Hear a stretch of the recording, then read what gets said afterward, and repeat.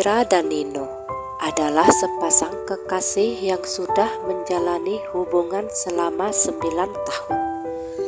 Hubungan mereka dimulai sejak mereka duduk di bangku sekolah menengah atas, di mana saat itu Nino yang duduk di kelas 3 jatuh hati pada Ira, si adik kelas yang saat itu duduk di kelas 1.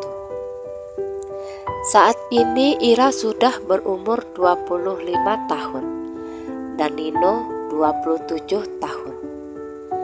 Nino yang sudah merasa siap mental dan siap secara materi mengungkapkan keinginannya untuk meningkatkan hubungannya dengan Ira ke jenjang yang lebih serius. Nino ingin menikahi Ira. Tetapi ketika mengutarakan keinginannya tersebut, ekspresi ganjil muncul di wajah kedua orang tua Ira. Dan yang mengagetkan Ira dan Nino adalah ayah Ira yang bernama Pak Wawan tidak menolak atau menerima. Beliau meminta waktu seminggu untuk memikirkan permintaan Nino. Tanggapan yang tidak disangka-sangka Ira dan Nino, karena setahu mereka, Pak Wawan tidak pernah menentang hubungan mereka.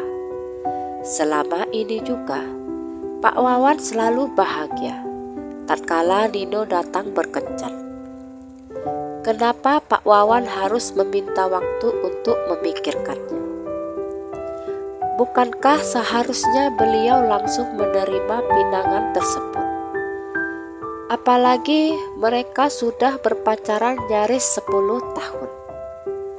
Waktu yang tidak sebentar untuk saling mengenal satu sama lain. Tapi sebagai anak yang baik, Ira dan Nino menerima permintaan Pak Wawan. Nino mencoba berpikir positif. Mungkin sang ayah belum sanggup melepas putrinya. Waktu seminggu pun berlalu. Pak Wawan dan Bu Sumi atau Ibu Ira meminta Nino datang ke rumah mereka untuk membicarakan keputusan mereka.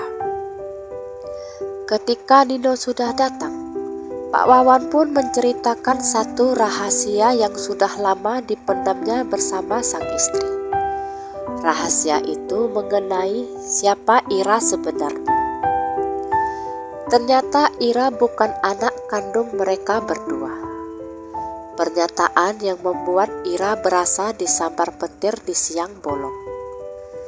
Cerita ini bermula ketika Ira berusia 8 bulan. Ira adalah anak teman Pak Wawan yang bernama Pak Ujang dan istrinya bernama Bu Ela. Saat itu mendadak Pak Ujang dipecat dari pekerjaannya. Keadaan itu tentu saja berimbas pada merosotnya perekonomian mereka. Pak Ujang sudah berusaha mencari pekerjaan ke sana kemari, tapi belum dapat. Hingga ia pun rela kerja serabutan demi mendapatkan uang sekadar membeli beras.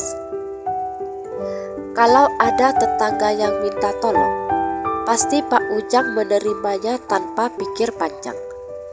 Yang penting pekerjaannya halal dan menghasilkan uang. Tapi sepertinya Bu Ela kurang sabar dalam menerima keadaan itu. Setiap hari dia marah-marah karena tidak ada uang. Pak Ujang berusaha menyabarkan Bu Ela. Tapi Bu Ela tetap saja marah-marah. Sejak itu Bu Ela jadi sering pulang malam. Setiap ditanya dari mana, jawabannya selalu jalan-jalan ngilangin suntuk daripada di rumah berantem aja. Tapi yang membuat Pak Ujang tidak terima adalah Bu Ela jadi suka nelantarin Ira. Dia seperti seseorang yang sudah bosan merawat seorang anak. Pak Ujang berusaha menahan emosi. Suatu ketika, Pak Ujang mendapat sebuah kabar yang kurang menyenangkan tentang istrinya. Tapi Pak Ujang tidak serta-merta menelan berita itu mentah-mentah. Ia harus membuktikannya. Dan ternyata berita itu tidak bohong. Rupanya selama ini Bu Ella menjajakan dirinya kepada pria hidung belang. Pak Ujang mendapati Bu Ella bersama pria lain di sebuah kamar penginapan. Entah setan apa yang merasuki Pak Ujang hingga tanpa sadar ia menghilangkan nyawa Bu Ella, juga si pria pemakai jasa. Bu Ella dan si pria tewas seketika di kamar itu. Pak Ujang bahkan tidak bereaksi sama sekali ketika aparat kepolisian menangkap dirinya. Karena kejadian itu, Pak Ujang mendapat hukuman penjara seumur hidup. Bukan hukuman itu yang membuat Pak Ujang cemas.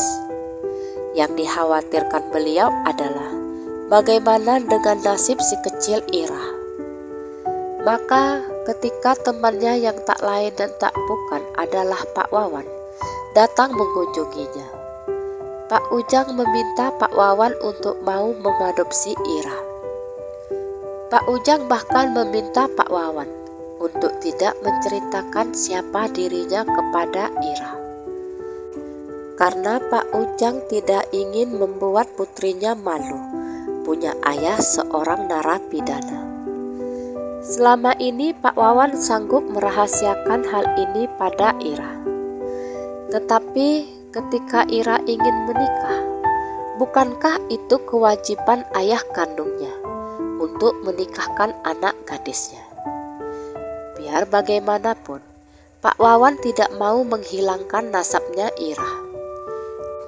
Ira harus tetap dinikahkan oleh ayah kandungnya sendiri. Mendengar penjelasan Pak Wawan, Ira menangis sesungguhnya.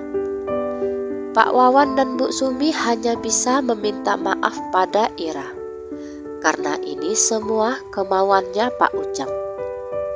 Sebenarnya mereka berdua ingin sekali mempertemukan Ira dan Pak Ujang, tapi Pak Ujang selalu menolaknya dengan alasan yang sama. Ia tak ingin membuat putrinya malu dengan status dirinya. Bersyukurnya Nino dapat memaklumi keadaan itu. Ia juga tidak keberatan punya ayah mertua seorang narapidana. Akhirnya Ira dan Nino melakukan ijab kabul di penjara karena Pak Ujang tidak mendapat izin keluar. Ira yang untuk pertama kalinya melihat ayah kandungnya memeluk erat sang ayah hingga nangis sesungguhnya. Sejak saat itu, seminggu sekali mereka semua rutin mengunjungi Pak Ujang di penjara. Ira berjanji dalam hati, apapun ceritanya, dan walaupun Pak Ujang sudah melakukan tindak kriminal, Pak Ujang tetaplah ayah kandungnya. Sekian kisah saya kali ini, sampai jumpa di kisah selanjutnya. Terima kasih sudah mendengarkan kisah saya. Jangan lupa subscribe, like, komen, dan share ke media sosial yang Anda punya.